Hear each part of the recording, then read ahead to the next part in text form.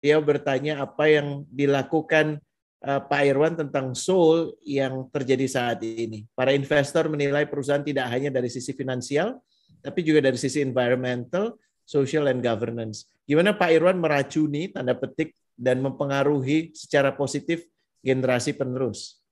Cool. Waduh, pertanyaan dalam sekali ya. Saya juga bukan, I'm not a genius Pak. Saya juga bukan orang yang, tapi saya selalu hanya berpikir dengan saya mencoba berpikir secara rasional dan logical, dan saya memutuskan dengan hati saya segala keputusan itu. Jadi kalau how to balance this, I've been punished with the investor. Investor itu kejam loh Pak. Profit nggak tercapai, disikat harga saham kita dan macam-macam. Dan they are very detailed. They're more detailed than us. They know every layer of every lines of your financial statements, and they know where to ask. Kadang-kadang saya juga kelewatan malah. I think how to yang paling penting buat saya itu ketika saya bicara dengan teman-teman di kantor itu, visi kita itu harus jelas seperti ini ya. Kita providing clean water for better living for the people. Ya, artinya apa? Ketika kita providing clean water itu bukan hanya bersih saja Pak, harus affordable juga kan. Bagaimana kita bisa membangun sesuatu yang produknya affordable buat seperti si Samuel tadi itu Pak, chip itu Pak. Jadi kalau ada burung lewat di tempat saya chip gitu Pak. Harus affordable, orang bisa beli dengan biaya yang cukup murah, dan quality harus bagus. Artinya teman-teman saya di kantor harus bisa membuat plan itu dengan se-efficient mungkin dengan teknologi yang paling baru.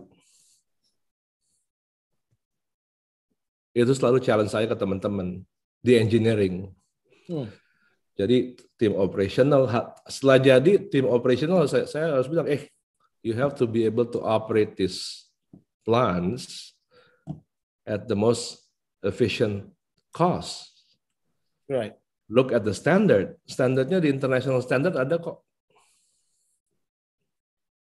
Jadi standarnya itu jangan lihat standar di toko sebelah, tapi toko di luar negeri kita lihat standarnya mereka gimana, costingnya seperti apa, harganya seperti apa. Jadi kita harus punya standar benchmark yang sama di seluruh. I'm benchmarking my company globally. Jadi nggak hanya di Indonesia saja. Jadi mereka tahu, mereka akan belajar. Dan saya juga nggak suruh mereka belajar. Before COVID, I send them to ada water conference setiap tahun, biasanya di Jerman atau di beberapa negara Eropa itu pasti ada setiap tahun atau setiap 2 tahun ada. I send them, lu belajar, ya, karena itu modal kita kan Pak, modal kita untuk mereka mengerti how to be an international player di Indonesia. Ketika kita membangun perusahaan di awal itu biasanya sangat mudah ya, ketika kita baru punya 10-20 orang staff ya, we know everybody di company. I think kita bisa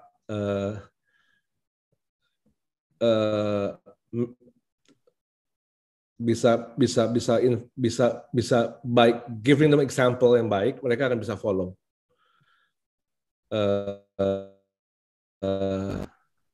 Management by doing lah, ya. Jadi kita bisa belajar, bisa mengajarkan mereka apa yang kita lakukan. Ketika teman-teman kita yang selevel atau di bawah kita melihat apa yang kita kerjakan, kalau hanya 10 orang Pak, ketika saya pulang jam 10, pasti yang di bawah saya juga pulang jam 10 malam.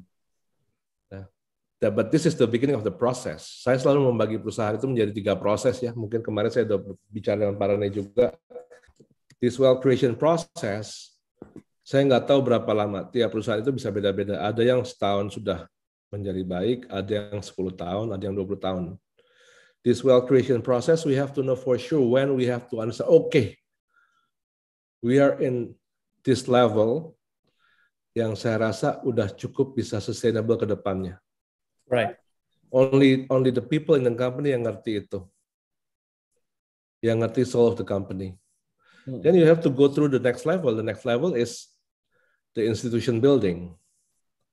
Dengan income yang sudah cukup ini, then you have to build the institution sehingga institusinya menjadi kuat. The next step-nya setelah institusi menjadi bagus, I call it namanya apa ya? A social service. Social service. A social service stage ketiga nih. Jadi bukan hanya profit, bukan hanya profitability, bukan hanya menjadi institution yang kuat, tapi juga ada service to the society that a company must provide. If we build this from the beginning, kalau kita mulai dari kecil, ketika besar itu akan terbawa terus. The problem with pertanyaan Pak siapa tadi? Saya lupa. Hardian, Pak. Pak Hardian adalah banyak perusahaan sekarang itu di take over, ada merger, ada acquisition, ada macam-macam. Saya mengalami itu dan saya cukup mengalami. Saya memiliki 2.000 orang lebih dengan culture, ada 4-5 culture yang berbeda. Nggak gampang. Ini sudah 3-4 tahun terakhir saya mencoba mendapatkan satu culture dari 2.000 orang ini yang sama.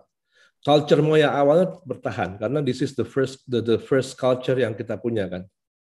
Right. Culture the people that join me from the beginning udah ngerti banget sama maunya si Irwan apa sih tuh? Dia pasti ngerti. Saya marah dia ngerti, saya diam dia ngerti dan macam-macam. That culture sampai office boy ngerti.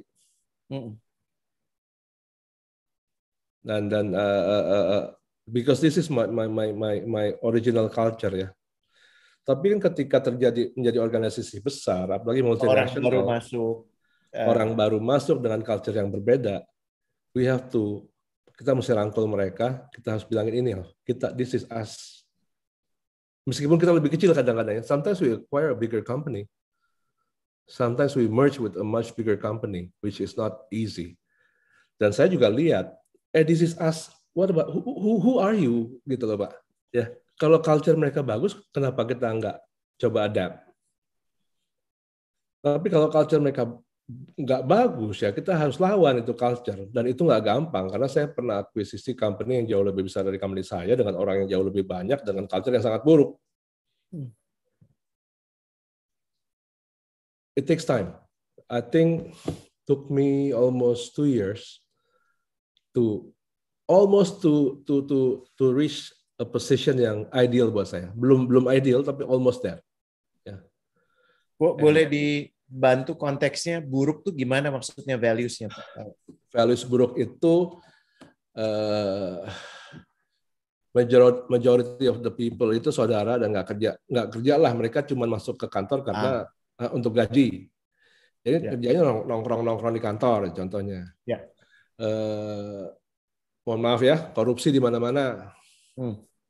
Every level. Because it's bad. It's quite bad that I experienced this issue. Jadi korup ya Pak Irwan. Very corrupt environment. Dan semua kan dimulai dari atas ya Pak. Semua dimulai dari the very top. Ketika saya mencuri, bawahnya saya akan mencuri. Pasti. Kemudian di layer ketiga akan mencuri. Di layer keempat akan mencuri.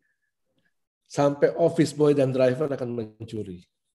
Percentage of your salary yang you get and the amount you steal, percentage-wise, yang paling bawah kan paling besar. Ya. So, guru kencing berdiri, murid kencing berlari ya Pak Irwan. Melihat contoh. Jadi ini example yang mesti kita set up ya, kita mesti set sendiri di kantor ya.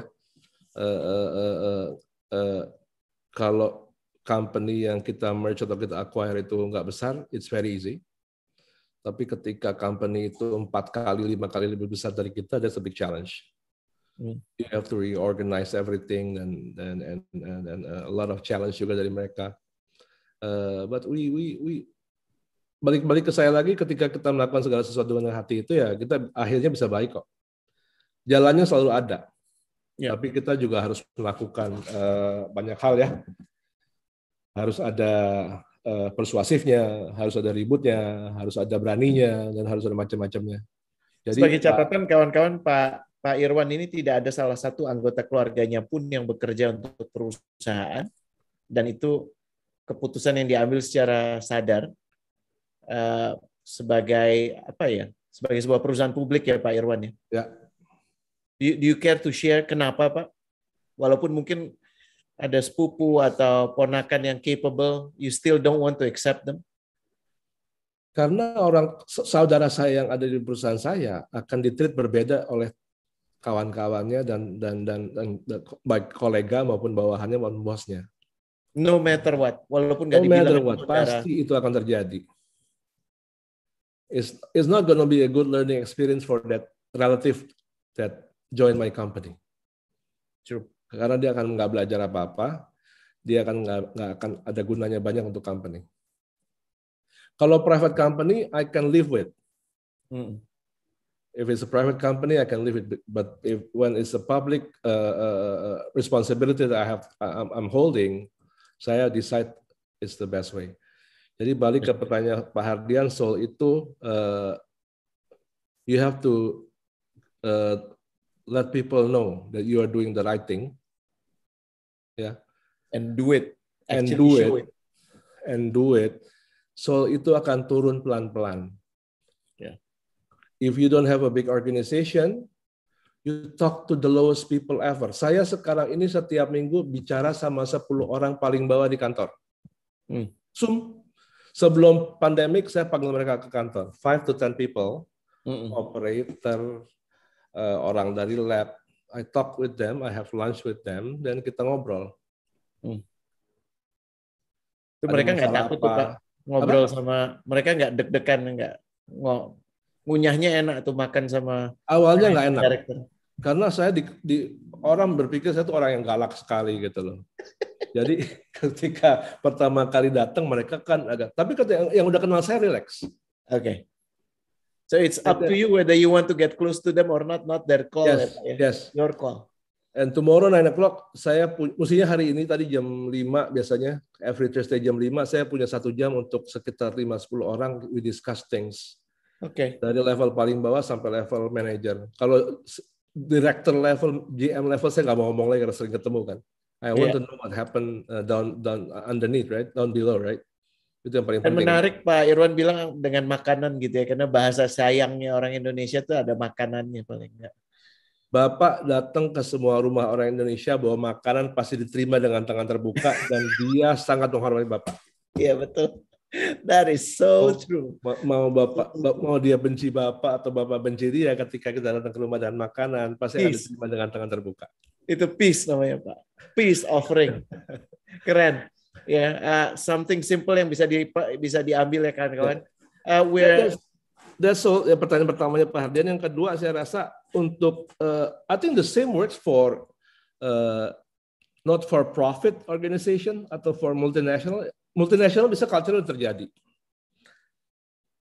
The problem of multinational, soul-nya biasa sudah hilang. Mohon maaf. Bukan not only multinational, but the big corporation. Iya. Balik lagi ke tadi profitability versus sustainability, right? Because dia selalu di-challenge dari sisi profitability. Betul. Bisa soalnya hilang. I think one of the company yang kita bisa lihat di luar dan yang soalnya masih ada ya Apple. We know exactly where Apple's heading gitu loh. Si Steve Jobs almarhum kasih ke penerusnya itu dari zaman dia masih sama Steve Wozniak itu very clear path-nya. It's just an example. HM Sampurna is socially, ada bilang it's a business that's socially incorrect, but they're lasting a long time. Yeah, agree. Ya, Gudang Garam lasting a long time. Saya baru di kota, di bagian kota Jakarta, di pecinannya kota Jakarta itu ada warung es kopi namanya Taki, ya. Taki itu udah 120 tahun loh. Iya, iya. Dekat barbershop juga dekat situ. Kalau saya nggak salah, saya udah lama nggak ke sana soalnya. Hanya jualan es kopi ya Pak dan minuman kan? makanannya beli dari luar. Iya, betul. Jadi itu is interesting. Jadi kalau menurut saya mau apakah itu non for profit organization, multinational is the same. But the challenge is there. The challenge is there for a big corporation. Saya rasa kalau NGO atau non for profit organization is simpler. Karena biasanya orang yang berkumpul itu kan punya tujuan yang sama ya, purpose-nya sama kan. Pak Hardian kan membuat non for profit organization dengan tujuan yang sama dengan teman-teman semua. I think it's easier harusnya mengkomunikasikan values. I think the biggest issue is the big corporation, large corporation, the multinationals, apalagi bosnya nggak jelas siapa ya kan. Lebih banyak ngobrol kali ya Pak Irwan ya ternyata ya. Salah satu kuncinya select your team carefully and spend quality time with them to understand each other mungkin. That's one of the way. Bisa Pak. Cuma kadang-kadang kita nggak ada waktu Pak ya. Betul. Kita nggak bisa punya waktu yang cukup untuk ngobrol dengan semua orang. That's why right now every week I'm talking to 5 to 10 people for 1 hour. I think the trickle down effect-nya itu juga powerful because they will say to their friends, their FaceTime with you kan, berduduk bersama dengan CEO. Ya. Dan ketika pandemi terjadi bulan Maret tahun lalu, saya stop itu karena saya worried about I have to think about other things on the pandemic issues. Dan after this PPKM mereka yang minta, Pak, last time we do this, kenapa sekarang nggak lagi? Kan udah mulai, okay, let's do it Zoom ya, terus Zoom ya. Mereka yang minta loh Pak, bukan hanya saya yang minta ya. And they enjoy it. Amazing. Semoga menjawab ya Mas Hardian ya. Terima kasih. Multinational tergantung CEO-nya Pak Hardian ya. Kalau social institution, I think it's easier. Multinational tergantung di CEO-nya. Atau the chairman atau siapapun pemimpin, the soul of the company, siapa the spirit of the company, siapa how to they send the message to everybody in the company. Not hanya Indonesian company, I think di seluruh dunia sama Pak Pepi. Karena saya melihatnya the name of the company memang sama, tapi yang punya sudah the founder mungkin hanya tinggal 1% atau 2%. Jadi ini bukan sesuatu yang hanya di Indonesia saja. Ini is a global, it's a global things ya. Mungkin di beberapa negara Eropa nggak seperti itu, tapi ketika they reach a certain size, they let go karena mereka merasa saya nggak sanggup lagi. Sebagai seorang pribadi, I need a professionals to run the company. Memang satu itu. Yang kedua, alasan yang paling make sense, it's time for me to enjoy the money.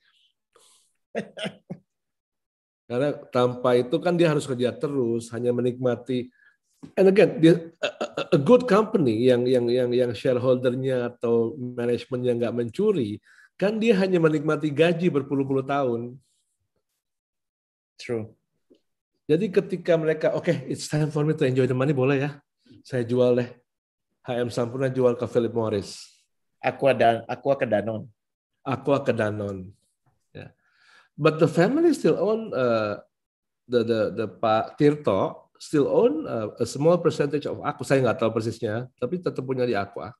Betul. Still treated as the founder of Aqua. The family is still ada komisaris kalau salah di Aqua Danone. The Danone Group still appreciate the presence of keluarganya Pak Tirto di Aqua.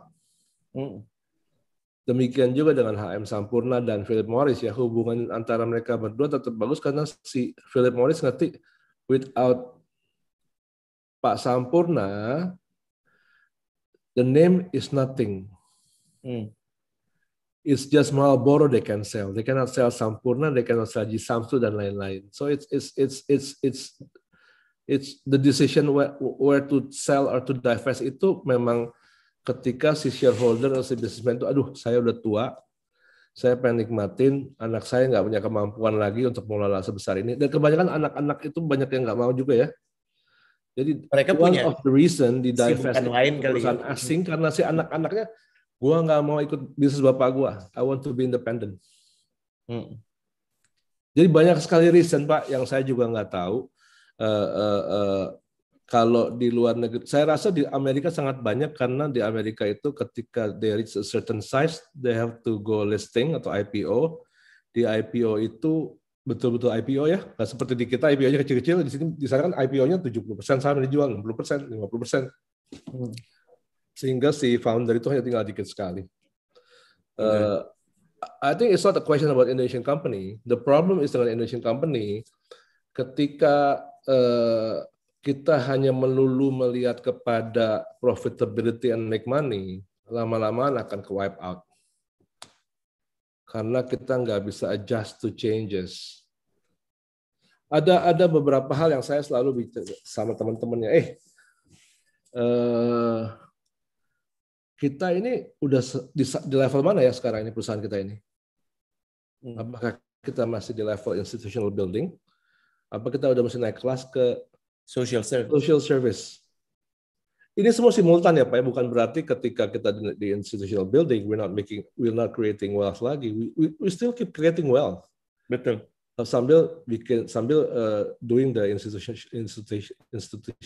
institutional building dan at the same time juga doing the social service at the end of the level. This is the final stage kan. Banyak orang hanya di sini kan, di pertama saja dan lupa semuanya. Bukan lupa, nggak mau berpikir yang lain dan akan die down. Karena dengan dia hanya memikirkan uang, dia lupa ketika terjadi perubahan-perubahan, dia nggak bisa lihat itu karena fokusnya dia hanya uang. Tapi ketika kita fokusnya terhadap sustainability of the company, kita akan sadar, aduh, ini ada masalah apa nih? Ini ada disruption nih ya. All the tech company is a disruption. If we're not ready, kita ke wipe out nih. Dan seperti Bapak bilang, Kodak wipe out, ya kan? Yeah. I think a lot of company will be wiped out within the next 5 to 10 years. The big names ya. Watch out banks ya. Ibu tapi siapa dari Mandiri? Banks kalau fintech itu merajai dunia ya, selesai. Bank itu selesai bisnis kalau fintech itu udah menguasai dunia. Jadi kalau the leaders of the company nggak bisa adapting to changes, dia kena wipe out Pak. Jadi bukan daripada dia kena wipe out karena generasi sudah berbeda, dia jual karena dia mau enjoy. The last thing is, saya sering pengalaman gini, ketika perusahaan menjadi besar, si leader ini merasa dia udah paling hebat. Saya bilangnya itu istilahnya saya itu apa ya namanya ya? Growth failure prophecy. Apa Pak? Growth failure prophecy.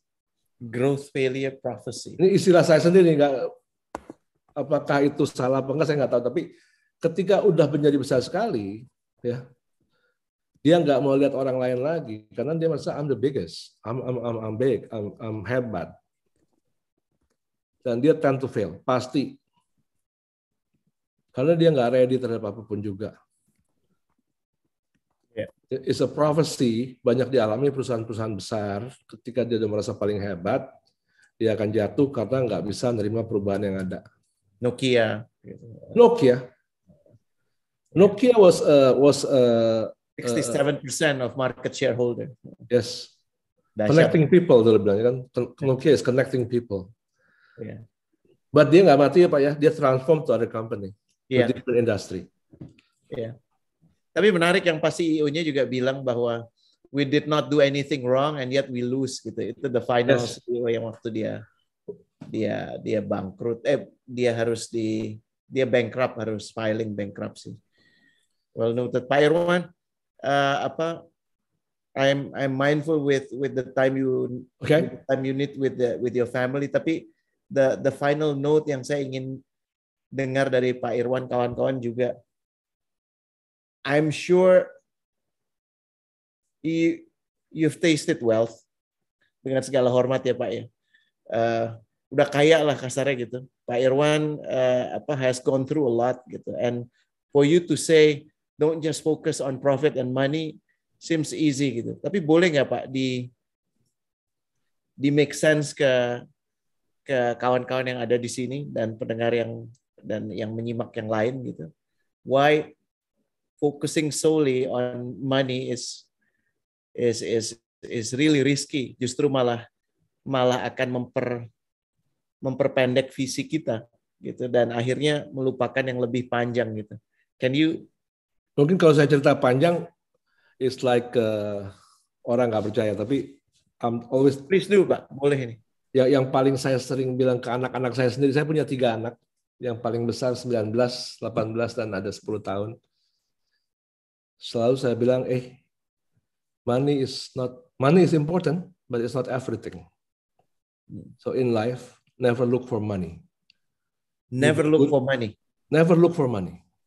If you do well, you do good things in life, the money will come to you. Ini saya bilang ke anak saya sendiri nih, Pak.